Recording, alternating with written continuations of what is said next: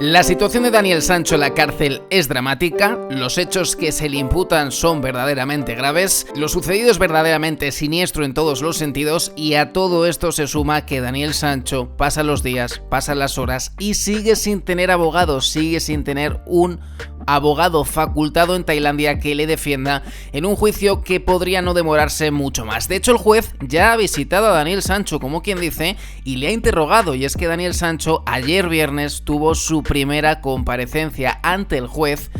Lo hizo por videollamada desde la cárcel de Samui y lo hizo, como te hemos comentado, sin un representante legal que le asesore, que simplemente le diga, pues, esto sí o esto no. Las discrepancias con Cunanan le están saliendo profundamente caras a la familia Sancho. Esa lucha de egos que parecieron mantener tanto Marcos García Montes como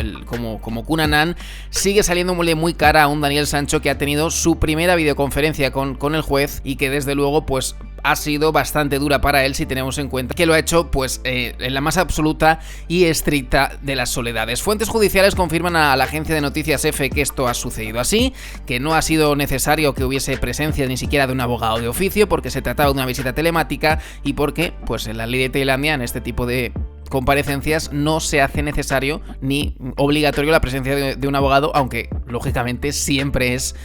recomendable. La situación, como vemos, de Daniel Sancho de alguna manera se entorpece todavía más. La defensa del joven va a la desesperada en todos los sentidos y es que hay programas de televisión, como por ejemplo el de Tardear, que destapa cuáles van a ser las claves de Daniel Sancho en un futuro. Dicen que están buscando un testigo, para que veas cómo están evolucionando las cosas. Cuando Marcos García Montes hablaba de que tenían pruebas, de que tenían un montón de cosas, de que iban a desmentir la premeditación, de que habían atenuantes que iban a poner sobre la mesa, poco a poco esos atenuantes han ido quedando en condicionantes, porque la propia portavoz de la familia, Carmen Balfagón, reconocía eso, que no hay atenuantes, que la condición de atenuante en Tailandia no existe, simplemente existen ciertas condiciones, que quieren buscar un testigo que avale la hipótesis de que Daniel de alguna manera trató de huir de Edwin. Al mismo tiempo, y ya también nuevamente la desesperada, como con esa extradición que intentaron hacer con motivo de un juicio que tiene pendiente Sancho en España, de ese mismo modo quizás desesperado y ya sin opción de nada más, dice que quieren mirar un poco hacia la mente, hacia ese momento en el que Daniel Sancho hace lo que hace. Dicen que quizás podría estar enajenado, que podría estar fruto de un brote psicótico.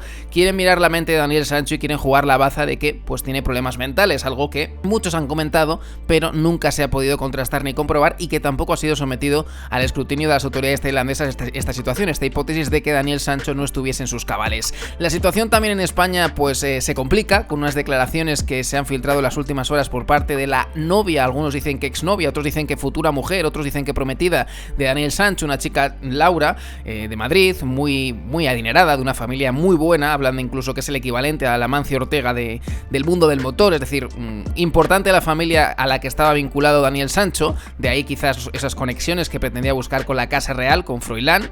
quizás venían por ahí, porque como vemos Daniel Sancho no andaba descalzo, es decir, Daniel Sancho tenía un círculo de influencia cuanto menos poderoso dentro de su situación en España, que ya es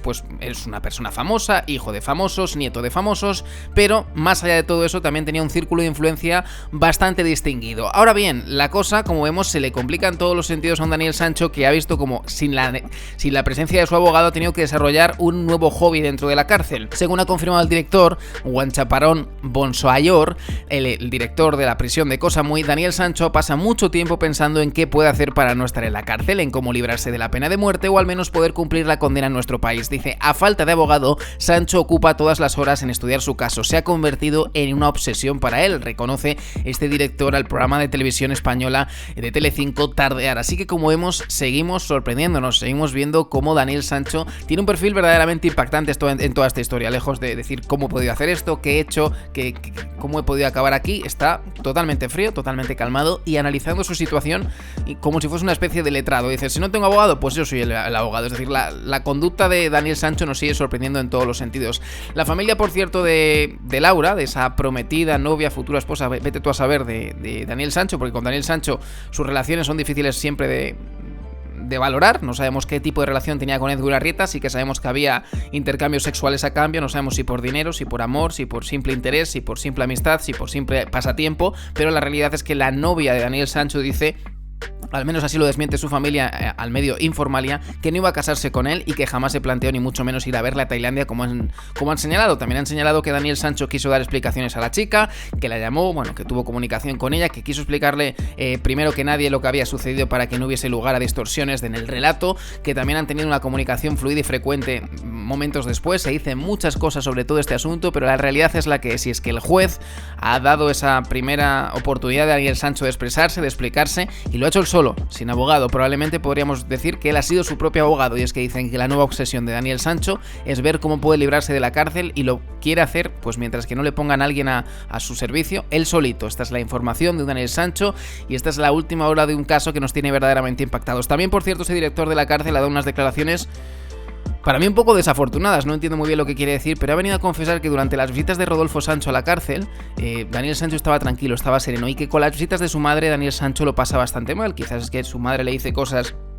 que no quiero oír, o simplemente, bueno, pues uno con una madre se acaba ablandando más, se acaba hundiendo más, se acaba mostrando menos fuerte, y con un padre pues le sale quizás esa hombría de no me voy a derrumbar aquí dentro. Pero es verdaderamente llamativo que un director de la cárcel señale esto, que la presencia de Silvia Broncharo en la cárcel, de alguna manera podríamos llegar a pensar que no le hace demasiado bien a Daniel Sancho. Un Daniel Sancho que de alguna manera vemos un gesto de humanidad por su parte, vemos que es humano, que llora, que sufre, que se derrumba, porque todo lo que nos cuentan de él en este más de mes y pico que lleva ya en prisión preventiva en la cárcel de Koh Samui es frío, es calculador, es demasiado sereno, es una persona que no